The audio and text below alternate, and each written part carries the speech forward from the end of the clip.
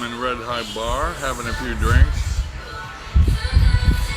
having a cigar that you bought me, and I just wanted to say we're live here in Bangkok in the Red High Bar on Soy 8, and thinking about a week of Aikido and what we did and what we accomplished and what points to ponder, so to speak. You figure each day of teaching was 2 hours plus, probably from 4 to 6 p.m. and a moment. So I've tried to format everything into try to get some logic into what we were doing. So let's say we're doing Nikkyo, so maybe 4 or 5 techniques with Ikkyo, the Nisho New way. Let me introduce myself. I'm Tony Tartaglia. I'm a 6th Dan in Aikido Nisho New and a 4th Dan in Yoshikan. So I've been doing the art for about, 50 years. Started when I was 14, and now 4 months, I will be 73. Where does the time go? You know what I mean? It's like, anyway. I've lived in several countries in Asia, and I started in Japan, and I moved to Korea, then Thailand, then Vietnam. So they were my main gigs, so to speak. I spent 7 years in Saigon, and 3 years in Korea. Just too cold for me, but teaching English to survive like all of us do. And I was teaching the Blue House, which is like the White House in America. The president's bodyguards were my English students, so to speak. And so many places, long ago retired teaching English. And now I have a small dojo in Bangkok. And recently, a shout out to Glenn and Marshall, who were just here for a week for intensive training for 6 days. One day we went to the beach and we trained on Pattaya Beach with Kentai Ken, Kentai Joe. Maybe 3 or 4 katas. And then we took a SUV back, a couple hours back to Bangkok.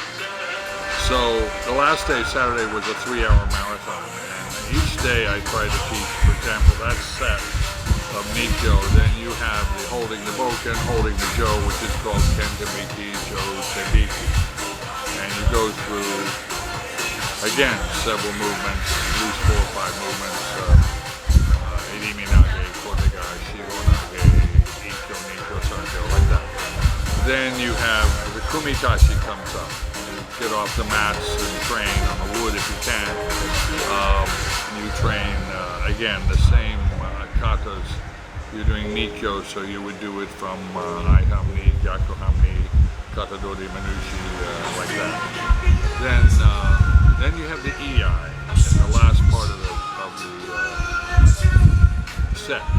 So you will do the Ei katas, To Ei kata that relates to Nikkyo. So for Nikkyo you have Sukase, where they hold the handle of the sword to prevent the pulling of the sword, or they hold the arm, which is this arm, to prevent grabbing the sword. And Sankyo again, Shio-Nage and so forth, each day would have one set. If we have time, which was rarely, we would sneak in a few Koki-Nages or something else maybe. The second to last day we worked on Koshi-Nages because I normally don't teach them. Most of my students are older, and they're learning to do Kemi at a mid-age, so to speak, not like me as a young man. So we were saying, and Glenn and I were saying, that in the days of Ukemi,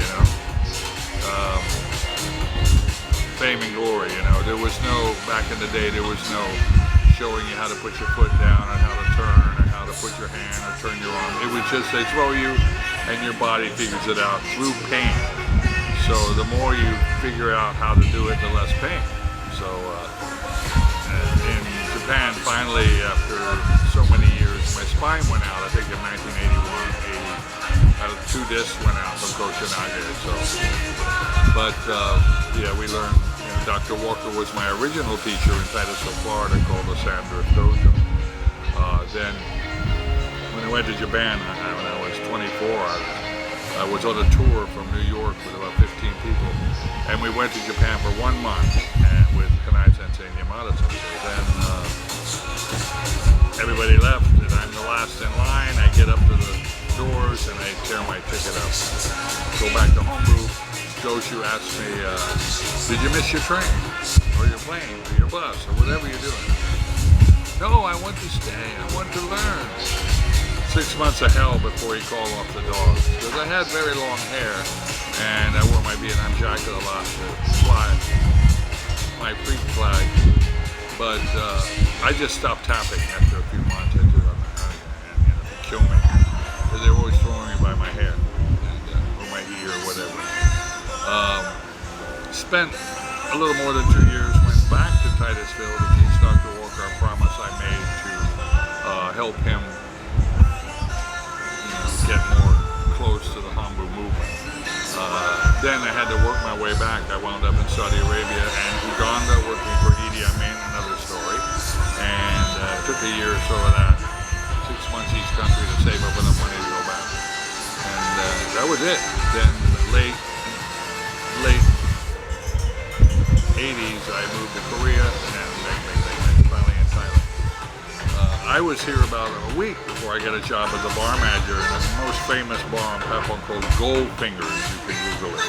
I was manager there until I started doing, you just can't drink after 2 or 3 years of drinking so heavily, maybe 20, 30 shooters a night, a bottle of whiskey, I don't know, we had 200 people coming in there a night. I had 80 girls, 30 waiters, 3 mama-sans, and I had a Thai manager with me to take care of the Thai men. I took care of the foreigner men, which they call falangs. He took care of all the ladies, so I wasn't to intervene in any of the ladies, which I call vampires. The vampire disputes, which are daily, they're trying to hit a guy with a beer bottle, you have no idea, fighting and screaming, jumping over the bar. It was definitely worthy of a movie. So here I am now. I've been here this time 22 years. I came back here from Vietnam in the year 2000. I taught in Saigon. I could say I sat down with all my enemies, that I met. BC generals, MBA generals, we used to get drunk together and say, how did we make it through the war? Because I was a Navy corpsman with the Marines in the 1st Marine Division. And I worked with the famed 26th Marines. And a lot of jungle fighting and madness and going in helicopters and landing in hot LZs, and it just went by. I did 3 tours, and my final tour was on the 2 American carriers in the operating room, the Coral Sea and the Enterprise. Then I got out and I went straight back. I got out in Orlando, Florida, and then went straight back to the dojo with Dr. Walker. And then one day, he's standing in front of the dojo. He says, you can't come in here, you have to follow your dreams. So I went with this tour, went up to New York and slept in the dojo one night, cleaned the whole dojo up, made everybody angry. Then Ansei Ushido, a master of Okinawan karate, took me in and gave me a place to stay and a job in Nippon Air Freight until I was getting on the plane. And the rest has been here. So now my dojo's moved around Thailand. When I started here, I was in a Lumpini Park, training in the grass, and then we moved to an apartment building. We had a ballet studio. We moved the dojo in there, and then finally moving from dojo to dojo. I mean, we train in the rain in Lumpini Park. Grass stains all over our knees. It was not that pretty. So my final dojo with COVID, they said they had to raise the rent, as the Thai people do, instead of lowering the rent. And I'm now in my compound. This is where we did the seminar. I have about 20 mats set up with a canvas to cover, and we train there 2 or 3 times a week. But we were doing it every day last week. We did it every single night. And so while they were here, we went bar hopping and madness and fear and loathing in Las Vegas kind of thing. And besides that, we got foot massages. And I took them to Hemingway's for the best burgers in town. Here we get the best pizza from right across the street, and smoked cigars and had fun, and met a lot of people. The guy that runs this bar was my customer when I ran Goldfingers, and now he's a tattoo artist, and he put all the tattoos I have on me. I have several on my arms and stuff like that on my back. But people once told me, why are you getting tattoos at an old age? And I said, well, they'll they'll never get old. My tattoos will always be young.